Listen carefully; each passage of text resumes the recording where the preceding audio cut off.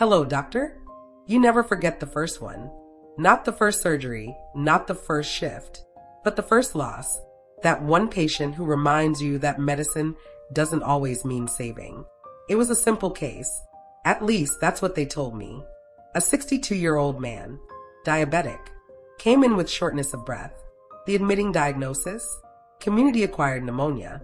For antibiotics, oxygen, fluids, textbook management. Should be fine by morning, my registrar said. But he wasn't. At 2:13 a.m., the nurse called. Doctor, he's not breathing properly. I ran. Saturation dropping. Heart rate sky high. Blood pressure barely there. We adjusted meds, pushed fluids, kept glancing at the monitor, like it could reassure us that this was still manageable. And then he looked at me, not at the monitor, not at the nurse, at me.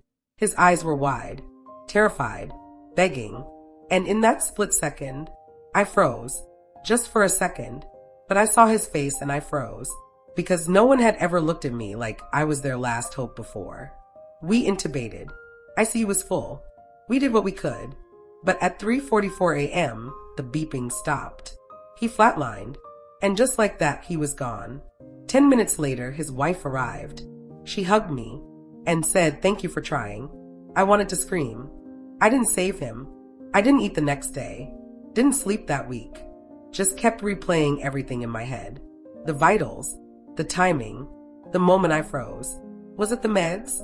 The fluids? Was it me? I sat with that guilt until I finally spoke to a senior.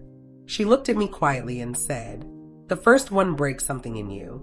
And it should, because you're not supposed to get used to it." She was right. I don't want to be numb, even if it hurts. That pain means I still care. And that matters. So, doctor, if you've ever stood by a bed and watched a life slip away, if you've ever gone home and questioned every step, every call, every pause, you're not alone. You didn't fail. You felt. And that means you're still human. Don't let the silence swallow that. Speak it. Share it. And if the weight still lingers, send it to clinicconfessions@gmail.com.